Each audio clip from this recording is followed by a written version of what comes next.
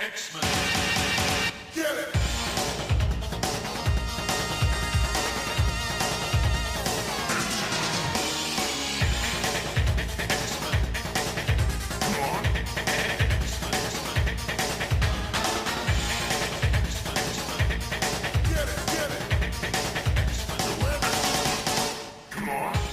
Hey everyone, and welcome to another exciting episode of Battle of the Atom. This is your weekly X-Men podcast where we rank every story from A to Z. I'm Adam. And I'm Zack. And Adam. Heyo. What a week. Yes, what a week. We are fully immersed in the age of X-Man now.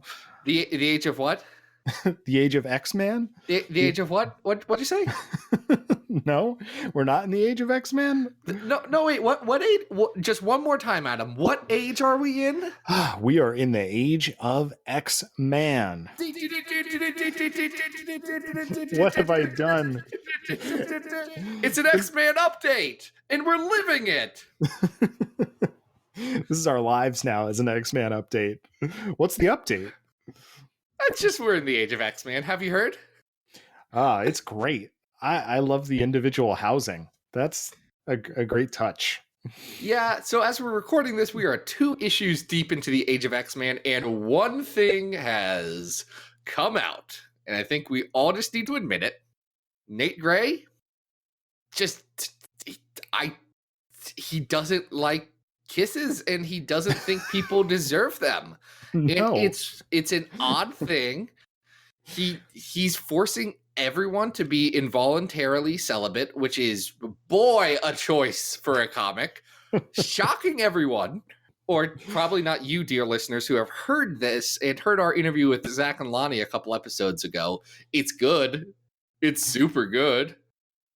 Yeah, I love talking to them, and I'm glad. I don't know. I'm like they were very smart and strategic about what they spilled the beans on. So they give us just enough to kind of prepare us. But I feel like the world is so much deeper than that. So I was very excited to keep reading it. I did not expect the world to involve horny cops. We're only getting a glimpse so far at the horny cops, but the extremists are ones that I'm very excited about. But I'm actually excited about all of it now. What a great first alpha issue to sort of get you excited about all the mini books. It's going to be really cool. It's been for all the joking we've done about the Age of X-Man, for all of the goofs and the gags and the guaffs. This is a super good event, and it's 2 for 2 right now. Hopefully it hits a perfect 32 for 32, but we'll have to see as time goes on. But I mean, we'll be with you in spirit on this journey through isolation and harmony and autonomy and whatever the other tenets are of the Age of X-Man. Yeah. Also, Nature Girl did adopt a bear, which I'm okay with. Fungus. He's adorable. That I don't know. I love it. I love it so much. I'm really enjoying it. And we're recording this a little later than we normally do, so we also got a chance to see Uncanny 11, which was also fantastic. Yeah, it's a very good book, and if you haven't read it, don't be afraid of the cover price. Just go in. Look, if you were missing Cyclops, and you were missing Wolverine, and you were missing X-Men stories that felt like they had a deep, motivating drive, maybe put all your reservations aside and check it out. It's not going to be a story for everyone. There's some pretty hard-hitting and potentially triggering content for some people. Mm-hmm. But it's a super good story, and I'm really excited to see where Matty Rose takes this next. Yeah. Well, I will say, you know why I know it was good was because I wasn't excited for Cyclops to come back, and I sure as heck wasn't excited for Wolverine to come back, and Rosenberg got me excited to see both of them back. So, yeah, well done. Hats off to him. I'm here for Wolverine teaming up with people. In fact, I think we could describe ourselves as the world's best Wolverine team-up podcast. This is our new theme of the week, because we are going to talk about some Wolverine team ups, right? We are.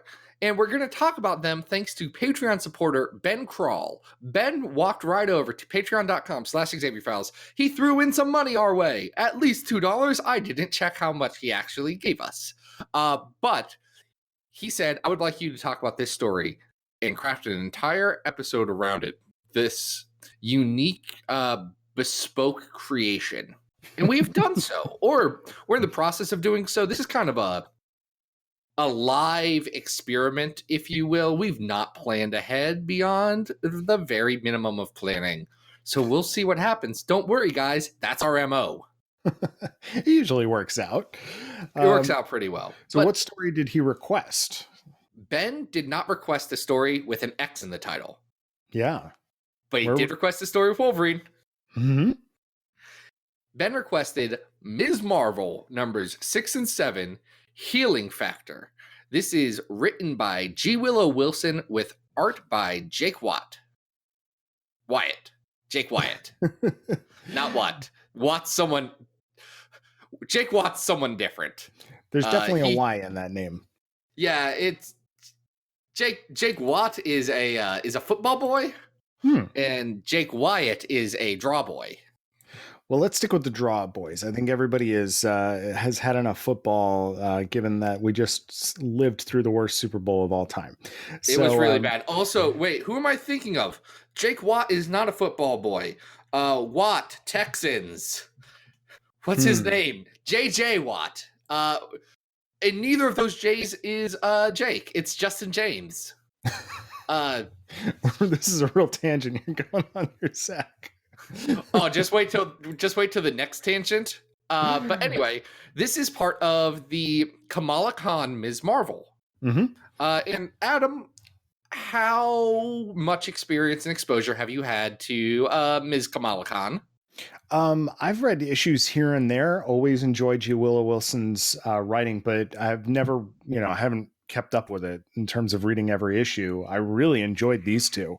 This is a fun little story that we've got going on with Kamala investigating a villain who turns out to be a walking, talking cockatiel.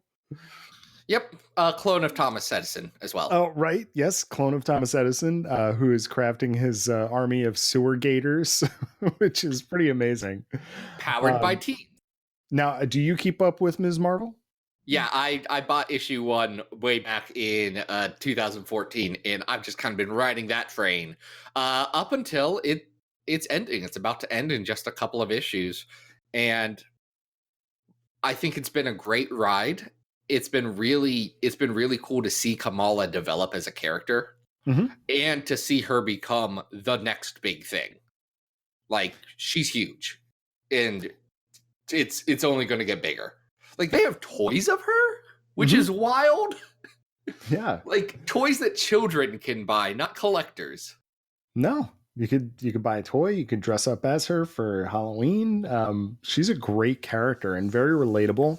And I love that, sort of sprinkled throughout here are the, the pieces of her family and her religion that are really a dimension of characters that we don't see explored in most comics or ever before, really. I mean, there's very few examples that I can think of except for token characters of the Muslim faith. So it's fantastic to see these relatable characters, have lives and have these experiences. It's really cool.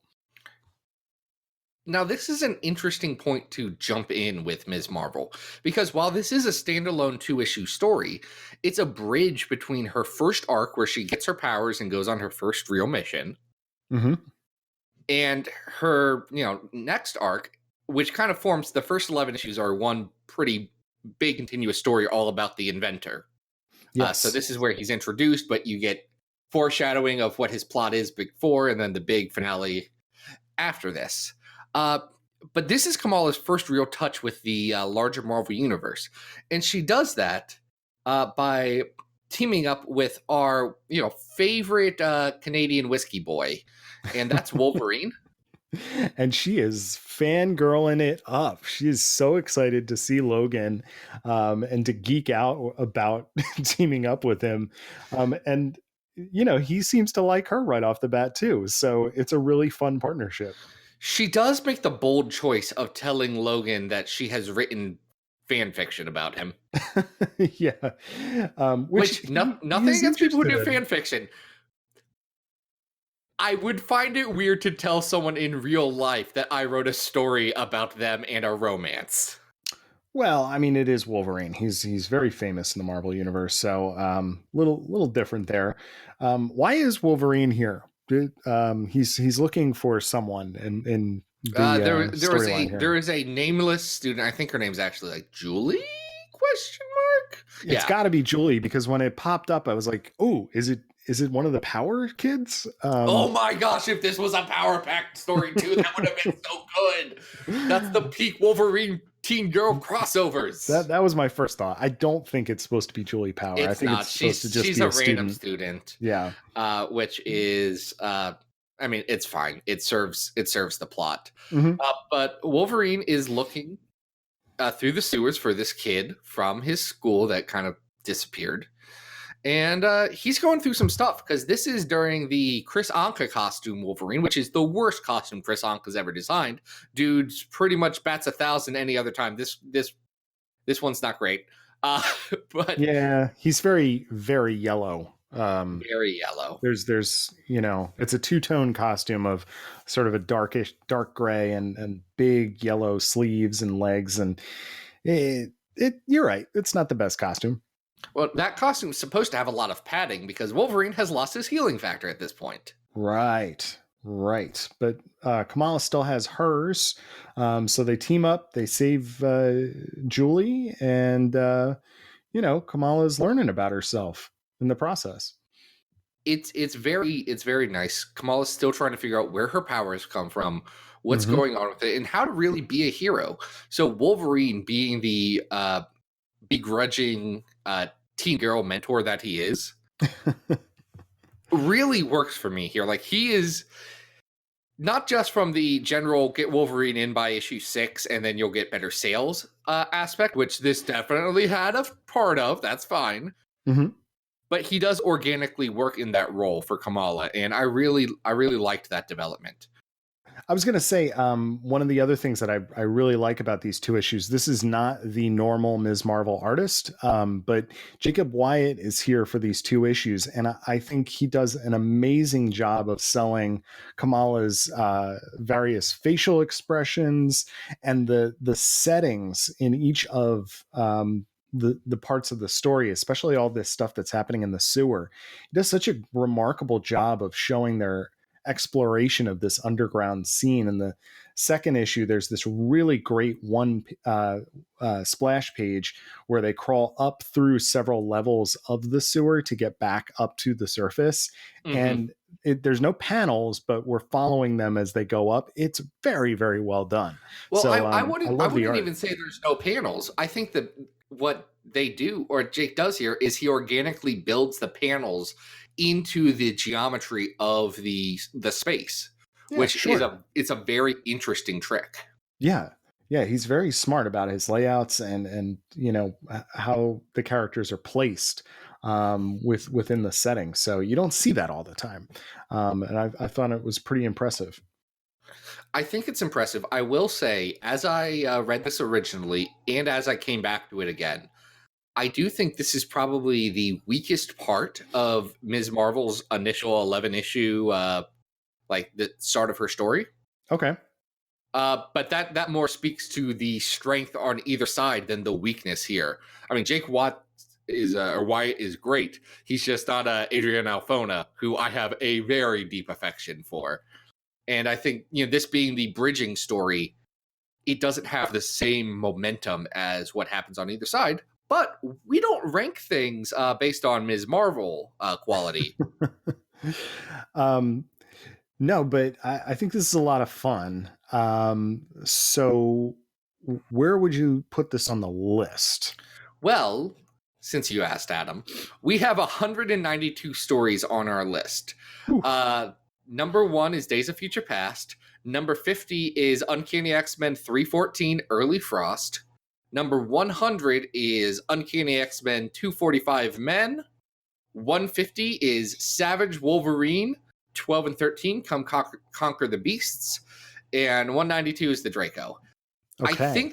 I know this is better than Come Conquer the Beasts, and I think this is better than Men. Oh, okay. All right. I don't think this is better than Early Frost. So that gives us a good 50-issue spread, I think, to work. I mean, depending on what your thoughts were. Yeah, I wasn't going to go that high. My first thought was I was looking down around at 120. We have Glob Loves Man Kills, which is the Old Man Logan. Ooh, that's a story, comparison. which is an interesting comparison. It's kind of a Wolverine team up that focuses on another character. We have Spidey and X-Men 1 and 2 at 118, which is uneven, but has dinosaurs. Yeah, but also has a cartoony quality to it, which this does as well. I think this is better than at 116, which is Ultimate Spider-Man 66 and 67 Jump the Shark, where Wolverine and Spider-Man switch bodies. Yeah, I would agree. I might not go above the introduction of Juggernaut, though, in the Silver Age. Do you think this is better than that? Which one? Okay, that's right above it. That's 115. Yeah, 115. I'm sorry. I think here's the thing, and this is a byproduct of this list being something we've kind of put together over a year and a half or so. Yeah. I think it's better than that Juggernaut story, or I don't think it's better than that Juggernaut story, but I do think it's better than the first 2 issues of Exiles, which is above that. Yeah, that might be a reordering thing. Oh, what's a great comparison to this is 111 is Uncanny X-Men Annual 18, Caliban and Jubilee in the sewers, when Kitty Pryde and Sabretooth have to rescue him and fight a squid in the sewers. That's a good one. Yeah, I don't think this is better than that. Then let's go right below that, because I think this is better than the wedding issue. All right, there we go. So this is our new 112? Yeah. Ms. Marvel 6 and 7. Healing factor. One note about Ms. Marvel 6 specifically. While I was using the great resource that is the Marvel Wikia to find all the creative stuff and just have it open in case I needed to remember something quickly about this issue, I found out that Ms. Marvel Volume 1, number 6. Okay. Do you know who appears in Ms. Marvel Volume 1, number 6? I'm going to guess that Wolverine appears. And No. This was... No. Bad guess. Sorry. Bad guess. But Gortok, the underground man who killed Xavier that one time. Oh, boy. Or Grotesque, or however he wants to call himself. He's in it. And then also Super Doctor Astronaut Peter Corbeau is in this. Which makes me want to read Ms. Marvel. Well, now, audience members, you know what to request. We'll do another Ms. Marvel number 6. Christopher Thomas Claremont, I don't know if Thomas is his middle name. Probably is not. He did write that issue. Makes sense. So I might have to go read Bad Swimsuit Carol Danvers Ms. Marvel. Oh, it's all there for the reading, right? It should be on that app. Also, it's Christopher S. Claremont. I don't know what the S stands for. When we have him on the show, eventually we'll ask. You joke about that. I've got ideas. Anyway. All right, where are we going to our next? Because we're going to go to Madripoor. Yeah, and not recently either, right? No, we're going to spend some nights in Madripoor. There we go. And potentially in 3 dimensions. I know I saw this in 3 dimensions as recently as last week. So this is Uncanny X-Men late September 268. Wolverine, Captain America, Black Widow together again for the first time. Or if you bought it last week for $8, I don't know why it was $8. It was X-Men 3D. Well, I can tell you why it was $8, and that's because it was a gimmick. But I'm sure printing it in 3D may have cost more, or just remastering it in 3D. That's fine. But 3D glasses, I've priced them out at low quantities. They're $0.25. So 35 cents. So it wasn't the glasses bad. were cool. They had they sort of had like a had red X's on the temples and, you know, a little like mechanical print on them. They were cool. Anyway, why don't we talk about the issue first, and then I can talk about the 3D experience, because there's not a lot to say fine. about it. So what's happening? I'm interested in that extra dimension. I'm sorry. So there's two plot lines happening here. This is around the time that Logan, Psylocke, and Jubilee are in Madripoor, separated from the rest of the team before Extinction Agenda. But we're also getting flashbacks to a team up of Captain America and Wolverine, as they try and find a very young Black Widow who's been abducted by the Hand. Yeah, it's interesting. Now, this is interesting in continuity versus like reading it now, because this is the first time we understand how old Wolverine is. Like, we knew he could be old. We'd gotten hints. This is the first time we realized, oh, Wolverine was just Wolverine in World War II, and he hung out with Captain America once. Yeah. You know, we get this young Cap who's in over his head fighting ninjas, and who comes along brandishing a pipe to beat up some bad guys, but Wolverine in his cowboy hat. Yeah, it's Wolverine punching Nazis is a good thing, and we should continue to see that. But yeah, and they go and team up and save Black Widow, who's a kid, and then in the future, or the present, or 1989 or whatever it was, or 1990, excuse me, Black Widow helps out Wolverine with some stuff with Matsuo Tsurayaba in the Hand. Yeah, I mean, there's also a very awkward thing that happens. She faints and then ends up in some very weird 90s lingerie for no reason, and it's not really, I guess it's explained that I don't know how she got into this outfit, but it's a little bit uncomfortable. I'm going to give Wolverine the benefit of the doubt and say that Psylocke was there. And Psylocke was like, let's find something good for you, Natasha. If you gotta be in bed, let's make this happen. Because, she used to be a model. She understands this stuff. She used to be a secret agent. She gets it. Psylocke should hang out with Black Widow more. That'd be awesome. That would be cool. I don't believe your theory, though. I'm just looking back on this page, and it does say that Wolverine specifically removed Natasha's costume when he put her to bed. So there's that. I will say one of the things I really like about this issue, there are a couple of really great little Jubilee moments.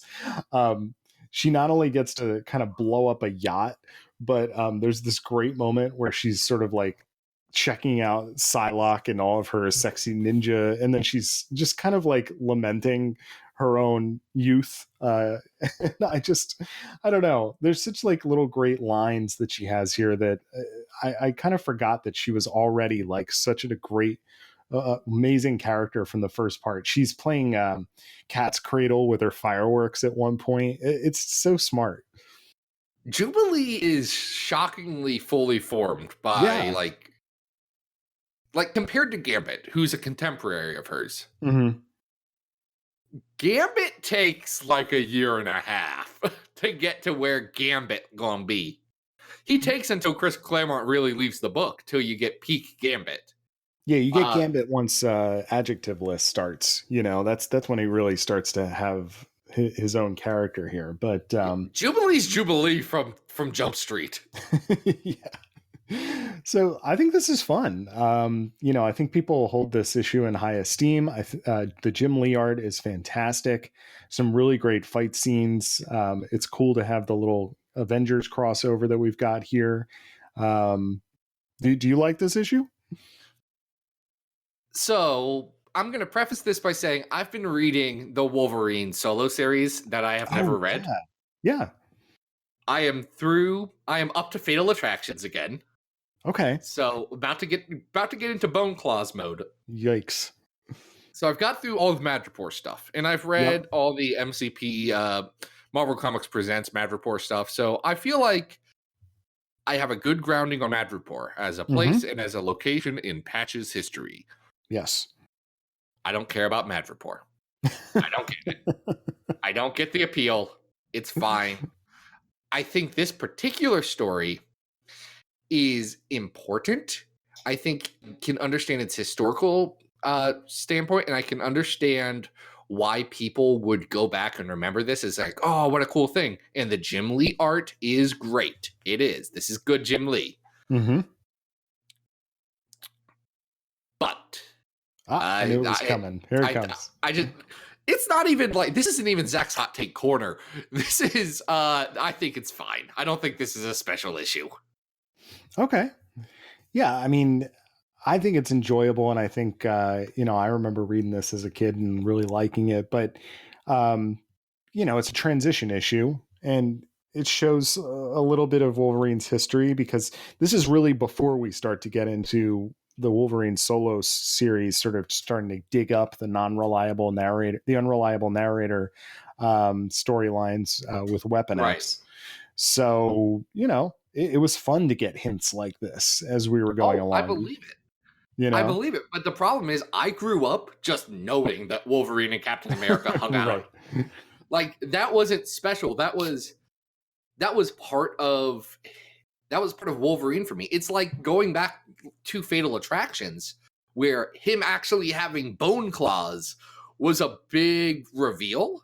Right. But if you read it now, that is so core to the character and so core to just what people know about Wolverine that it doesn't even register. It's one of those that says, "Oh yeah, duh. You guys didn't know this? We all knew it." Yeah, I know. The modern context kind of changes the shock factor of these stories. Here's a question for you, because it's been a while since I went back to this. The last panel has 3 gloved hands clinking champagne glasses. I'm assuming one of them is supposed to be Matsuo. Who are the other 2 supposed to be? Dude, Fenris. Oh, it's Fenris. Okay. It's Fenris. Yeah, they're in this issue. They're talked about. I don't know if they're actually in it. They don't do incesty stuff in this issue.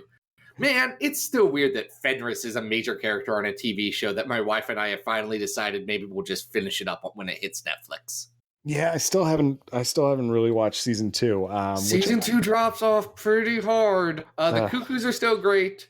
Yeah. Polaris is still great. But everyone else is trying their best. Not a ringing endorsement. Anyway, so we do have some other Jim Lee era X-Men on here. The stuff around Uncanny 275, where they go into space, is at 93. Do you think this is about that good? Better? Worse? I like the Space and the Shi'ar stuff and the Savage Land stuff, mostly because I think the Savage Land stuff is better. Yeah, okay, I can get behind that. I think the art in that's better. It's equally iconic in the X-Men lexicon, because that's where we get Savage Land Rogue, which sure is a thing that we're stuck with. For better or worse, right? Exactly. Well, how do you think it compares to the story we just reviewed? Ms. Marvel, 6 and 7, better or worse? That's at 112 now. I like it better, but I also have a predisposition to really enjoy Ms. Marvel. Okay. But I could be easily convinced that it goes higher than that. I think this issue is better than everything below Ms. Marvel 6 and 7 for sure. I think just art-wise, it's better than at least 111, which is the Uncanny X-Men Caliban and Jubilee issue. This has better Jubilee moments in it. The art is better. Let me throw out a ceiling. Here, because I think I have one. Yeah. I don't think that this is better than Phalanx Covenant Generation Next. Oh, that's a good... Okay. That would be good. I do think that this is better than Negative Zone War.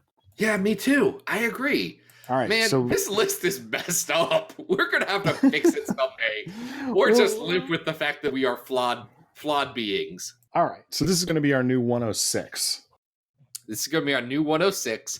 Uncanny X-Men 268 Madripoor Nights, potentially in 3D. Yeah, and for those of you who did not spend the $8 last week, save your $8, buy UXM 11 that just came out today as we're recording this. The 3D looks great.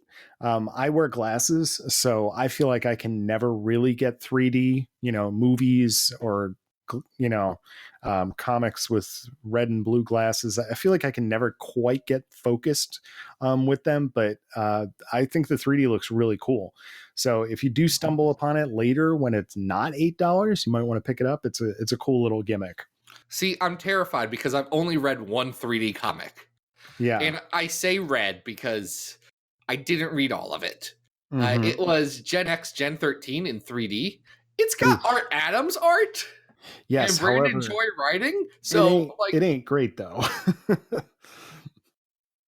got 3 pages in and I had to take off my glasses and say, oh my gosh, I feel physically ill. Yeah, I don't think this is going to make you sick. That was just my experience. Maybe you should lay off the 3D comics. We'll see. But I think we all have different perceptions on those things. Yeah, absolutely. Just like our next story. Oh, that was a great lead-in. I didn't even notice you doing that. I wish you would have, Adam. I wish you would have. But it's fine. Our next story is from the same era. It's another story by one of the Image guys. This is Spider-Man 8 through 12 Perceptions, written and drawn by the Todd. The Todd, the one, the only. Oh, also, we didn't mention it. Chris Claremont wrote that other X-Men comic. But I just assume that every time we don't mention who wrote it, you all just fill in, oh, this was a Chris Claremont comic. Yeah. Anyway, the Todd wrote Spider-Man. Yeah, so this is the relaunch Spider-Man. Todd McFarlane definitely taking a darker tone with this book, trying to explore almost more horror elements with the storytelling that he's doing in this book. He's doing all the writing. He's doing all the art save for the colors and the lettering. He does have a guest anchor helping him out in the later issues of this arc, which definitely shows. But given the amount of workup that he's doing on each of the pages with his line work, you can kind of understand how he would fall behind on a schedule. Now, Adam, I know you were an early 90s X-Men guy. Yeah. And I know you were an Image guy. Sure. Were you a Todd guy? All right, here's the deal, man. There's the Holy Trinity in this time period, right? And one person in that Trinity is the Rob. It's the Rob, who was always style over real substance, and everybody knew that, but it was still like this very impressive style, right? Yes. Jim Lee was always the guy that like everybody wishes they could draw like, right? James Liebert, yep. He's, to me, like still the most amazing, especially at that time. But the third part of that triangle is Todd McFarlane. I mean, there was nothing bigger than these 3 guys at that time period. So Absolutely. I was a big Spidey fan at the time too. Loved Amazing Spider-Man, both Todd's take on the character and especially Eric Larson's. But when Todd got his own Spider-Man book, like people were freaking out. Like this was a big deal, and it didn't really matter that like it had very little substance.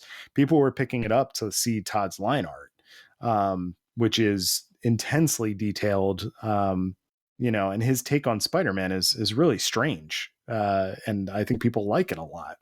Yeah, the Todd Spider-Man. I was listening to a different podcast, War Rocket Ajax, which is one of my weekly listens, the other week, and they were talking about the Todd Spider-Man.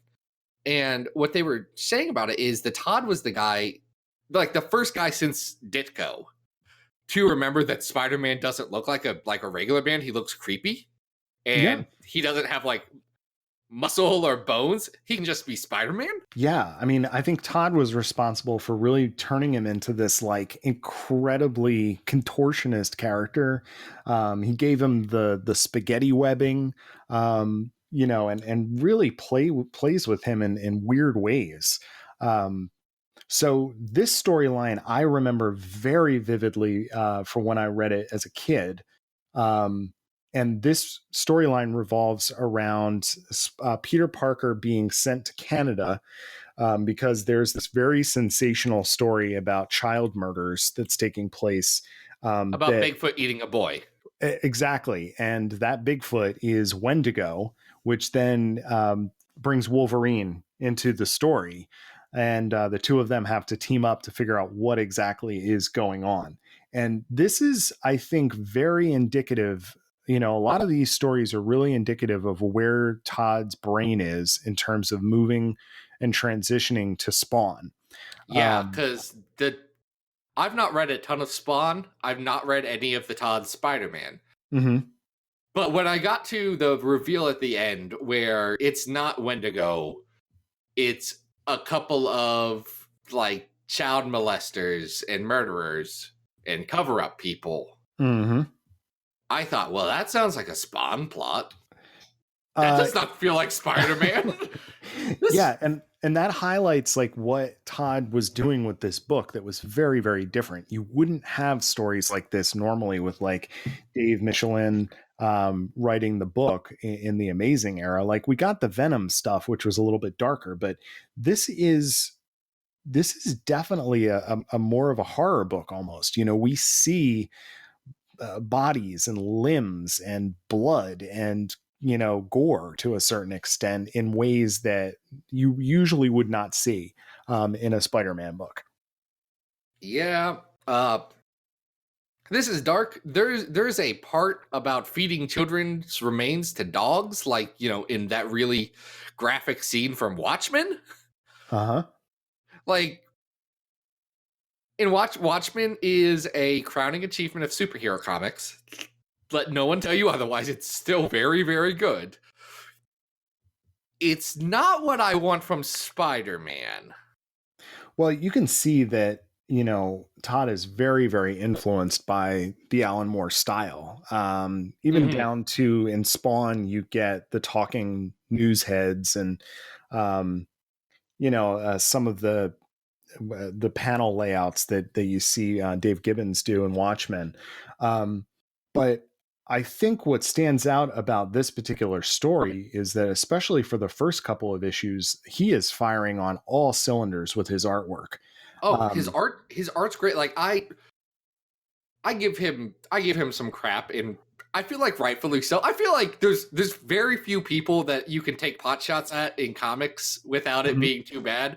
And it's the guys who like are the quadrillionaires who have nothing to worry about because they found an image and they were super hot at the right time and they were literally rock stars and had Levi's jeans commercials. That was the rub. That's fine, but keep going. No, but you know, it's fascinating to me that you know, the Todd has gone on to become this, you know, sort of multimillionaire toy manufacturer. You never would have expected that at this time. I mean, the art in these is fantastic. If you look at the second page of issue 9, it's this one giant panel with narration blocks on the right side of Wolverine in his brown and yellow costume slamming this hunter's head into the ground and all of this foliage surrounding them. It is an iconic, amazing piece of artwork. His take on Wolverine changes over the course of the 5 issues in some very strange ways. You know, the sort of upward blade fins of Wolverine's mask go from perky to droopy, and it's really interesting. But it is, I don't know, it's so indicative of what Todd was capable of at the time. The story has some weak links in it, I think. Yes. You know, Wendigo is innocent in this story, but that doesn't make sense. Correct? Yeah. There's a part where Wolverine says, Wendigo's never eaten anyone yet. And I'm sorry, Todd. There's one rule about Wendigos. And it's a rule with a caveat. So it's when you consume human flesh in Canada, you become a Wendigo. So no matter if he didn't eat these boys, Wendigo ate a boy.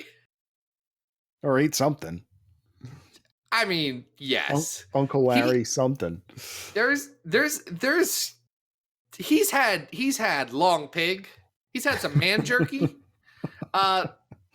This Wendigo has consumed human flesh because that's the only way Wendigos work. Now, intentional or not, and I have to imagine it was intentional because the only reason why people unintentionally consume human flesh in Canada is because other people are trying to trick them into becoming Wendigos, which has happened several times.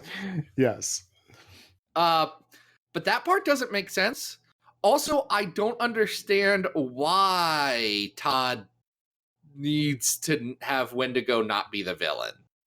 It's a weird choice because it's all about protecting Wendigo and doing all this stuff so that all these people who are hunting the forest don't kill Wendigo. And I don't I get Wolverine caring about innocent animal life because that's a consistent trait in pretty much his entire existence. Mm-hmm. I don't get him caring about Wendigo life because that's also that's exactly the opposite of his trait since first appearance is, well, I'm going to get you a Wendigo. All right. I think I know the answer to this. First of all, I think the interactions between Wolverine and Wendigo here are fantastic. Wolverine performs surgery to get a bullet out of the Wendigo. The Wendigo is kind of adorable at the same time that he's scary. See, I can't imagine Wolverine caring that much about a individual Wendigo, but yes, go on, Adam. Oh, okay. I mean, at this time, did we know there was possibly more than one Wendigo? I think we only knew about the one, and Wolverine hates that dude. Right. And so there is sort of something delightful about the two of them becoming buddies in this story, which is very strange. But to respond to your question, there is a very early issue of Spawn that has a similar tone to this, and it involves a serial killer who is an ice cream man. And keeps the bodies of his dead in the ice cream truck. And I feel like we're seeing Todd gravitate towards these type of horror stories where a figure of trust and authority within a neighborhood is also a killer, is also reprehensible, is also the monster that's, it's almost, I'm trying to think of who to compare it to. It's not really David Lynch, but this idea I think is something that is captivating to him. So for him to tell this story, which is basically just about, a cop being responsible for the death of these children, he also has, to work in the Wendigo angle. So I think it's less about the Wendigo as it is he wants to get to the punchline that it's not the Wendigo, it's the cop. And so he'll go through the hoops to get there. I hear ya. I feel ya. I just don't the Marvel universe works one way, and that can be contradicted. I get it. That's fine. But this is a weird way to contradict it is all. Sure. Absolutely. Also, do you know the name of the Wendigo that is in this issue? Because there's been several Wendigos. I don't. What's the name of this Wendigo? You know the name of him?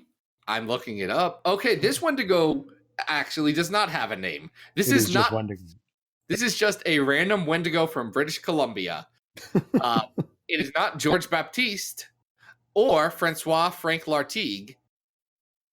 So those are all the Wendigos I knew, and this is none of them. This is a Wendigo that's only appeared here. So I'm sorry, Todd, I don't buy it. I think that's okay. I do still think that if you want to get a picture of this time, check this arc out. It's pretty cool. Has some amazing artwork, and just his depiction of Wolverine is very different and strange. So that's worth checking out too. It is. Hey, before we rank this, can I tell you my favorite anecdote about the Todd? Oh yeah, please. So a reporter, Abraham Reisman, he does some stuff for Vulture and stuff. Yeah, he's actually written a lot of good stuff. Hey, can we just shout out to Abe? Abe, if you listen to this, I don't think you do, but if you do, I would doubt it. You're amazing. I mean, Abe has had the gall to knock on Steve Ditko's door and see what happens. You know what I mean? He's comics journalism at its best, I feel like. Yeah, he's written some good stuff. including a retrospective about Image Mm-hmm. for their, I think it was for their 25th, maybe their 30th anniversary. Who even cares? It would have been 25th. So he was writing about that, and he was trying to get in contact with Todd because the Todd's like, he was the Image founder. Yeah, And he's the guy. he's the only one who never went back. Mhm. Like, Rob is currently doing stuff for Marvel. Jim Lee is obviously a bigwig at DC now. Oh, Larson's Todd- still there. Larson's the only one still doing his book from day one. So kudos Larson to is him. still doing Savage Dragon for He better is. or probably worse. He You know, is. Savage Dragon turned into a porn comic, right? I still have to. I can't wrap my brain around that. So let's just move on. Look, dude's got the money to do what he wants to do. More power to it. There you go. Anyway, so he gets a hold of Image, and he gets a hold of the Todd's assistant, and he says, "Well, you know, I'd love to talk to Todd." I assume he did not use the definite article there. And he says, "You know, let's do lunch on this day at this place." And his assistant says, "Oh, Todd doesn't eat." Mm-hmm. And there was a beat, and she said, "Todd believes in total body control." Right. So he can go days without eating. Well, that factors into the classic story of him negotiating contracts by, have you heard this? That he will... We may have talked about this on the podcast Did already. we? All right, if we have, don't know. I apologize. I don't know why we would have talked about the Todd before. No, but I don't know if you've heard this story, and listeners, if you have, and we've talked about it before, I apologize, but this story still sticks with me, how he will sit across the desk from the people that are potential investors and make them drink like glass after glass of water as he holds out on the deal until he gets the deal he wants by refusing to let them go to the bathroom. And meanwhile, he does not drink any of the water, so he doesn't have to go anywhere. I mean, there's definitely something interesting about him. There's no way we haven't talked about this before. I'm looking down the list trying to figure out what would have made us talk about the Todd like this. I have no idea. I have no idea because, like, anyway, Wow. He's nuts. He did very good art in this. His story leaves something to be desired. Okay. So where does it go on the list? I need you to start this one. Okay. I like this story. I know you do. I think an interesting comparison might be Wolverine Cocaine at 125. Another interesting take on the Wolverine character by Mr. Not a Great Person, John Byrne. I wouldn't say that about the Todd.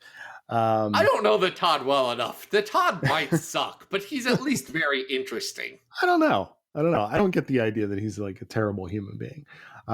Just never know. I have no moral compass on the Todd.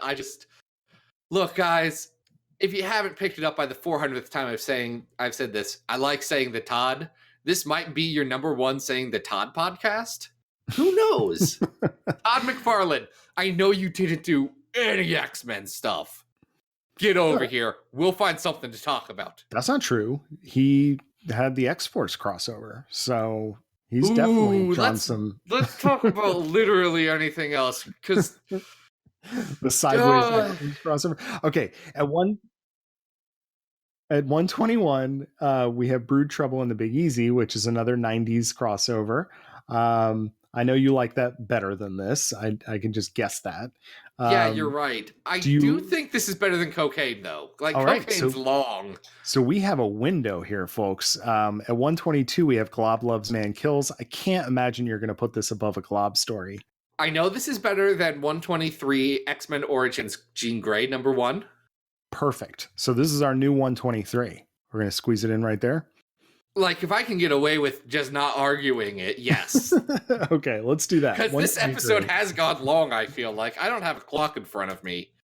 You know what? We got stuff to say. There is stuff going on here with this stuff. So these have been some good Wolvie team-ups. These have been some good Wolvie team-ups. I'm glad. I'm glad Wolverine gets around a lot. He gets to explore all the nooks and crannies of the Marvel universe that mere plebeians like you and I never get to. Nope. Never going to go fight sewer gators. It's just not going to happen.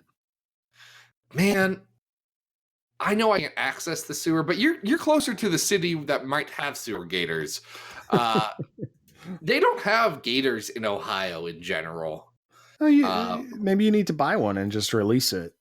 Adam, I'm not going to be the gator releaser. No, you're more of a gator breeder, Zach. You're more of a catalyst to the infestation. Oh my gosh, I do need to look at my city ordinances to see if gators are a specific protected or exotic animal. I wonder if my city planner thought that far ahead. We do have a lot of heroin addicts, so I imagine that we're on the I-75 corridor. Look, there's just some stuff that comes with that. That's fine. We're an old industrial town that lost some industry. It happens to everyone. Sure. But I'm curious about my local gator ordinances. I do know that my town, when you apply for the dog license, because I just renewed mine, it also has a provision for licensing your chicken, which I didn't even know that was an option for me. So I feel like I should explore that now. We are not, I can tell you for a fact, we are not allowed to have chickens within city limits because we are a agrarian area. So people would take advantage. Yes, people would take advantage of that. And also, my dad had chickens at one point out in the country because he followed ordinances. I don't want chickens anywhere near my home. No, they're the worst. They fight each other. I'm more curious. I think maybe a pygmy goat might be a better farm option for the homestead. He did have fainting goats. They were fun to yell at. You know about fainting goats, right? They're goats that you yell at them and they fall over. They just jump. Yeah, they just slump over. It's great. It's sadistic now that I think about it. But when I was like 16, I thought it was the funniest thing. I'm pretty sure the goats are fine. All right. Well, that's fair. I probably don't have to license them. I should go to the planning, the town committee just to see if that's okay first. Hey, Ben, thank you for this episode. Thank you for supporting us on patreon.com/XavierFiles. That's where you can be just like Ben and bid at whatever, I guess bid's the wrong word. There's no auction, but donate at whatever level you feel like the spirit or the Todd moves you. At any level, you can get access to things like the monthly live stream Q&A. Next month, which is February, which is this month, I'll actually tell you guys more than 30 minutes beforehand when I'm going to do the Q&A. Because I was just live streaming so that I don't have to upload a video separately. So it all worked out. And it was great. It was a fun time. You also get access to some other stuff. It's cool. We got a lot of episodes in the queue, so maybe get yours in and we can talk about whatever you want. We're very open to stuff. Adam, where can people find you online? Guys, you can always follow me on Twitter at Arthur Stacy. You can see Bish and Jube's Attack on the Mansion is wrapping up soon. Before we get to the concluding issue number 5, that's at adamrec.tumblr.com. And if you want art in your inbox every day, go to patreon.com/adamrec and jump on board for as little as $1 a month. All right. That was 3 awesome Wolverine team-up stories. It was, and if you want more Wolverine team-ups as I go through Wolverine, you can follow me on Twitter at XavierFiles or go to XavierFiles.com. That's where I have all the latest in X-Men news and other media and things like that. But yes, I agree, Adam. This was a good episode. I didn't kick it back to you. I feel bad now. I feel like we keep messing up the end of this show, and it's my fault. And it's the part we have on autopilot the most. Like, I know. I heard you like just click into this is the words that I say mode. Anyway, what do we got next week? Next week, we have episode 81. Now, if you're counting right now, you may think, wait, this episode was episode 80 and last week was episode 80. That's because Zack miscounted, and I'm very sorry about that. But we're just going to have to deal with the fact that this is episode 80, part 2, the lost episode 75, and move on to episode 81, just like normal. Maybe I should take episode numbers off this thing, because who cares? Eh. We're talking about Magneto, though, and in fact, we're talking about times that Magneto was kind of fascist and took over metropolitan areas or countries. Oh snap! Maybe he wasn't always the best. Who knows? But I think this was a great episode. I think this was a great old fashioned that I made. It was my first old fashioned at home. It was delightful. Hey, where's my old fashioned? It's in New Jersey. It's really far away. The ice would melt. I gotta get me one of them. Yeah, it's like 4 ingredients. It's very easy to make. I may even have them. It's whiskey and bitters and like an orange peel and then simple syrup, or if you want to be good, a sugar cube that you muddle up. They're great. But this is explaining a lot about this episode, isn't it? Yes. Anyway, this has been Battle of the Atom. We hope you survived the experience.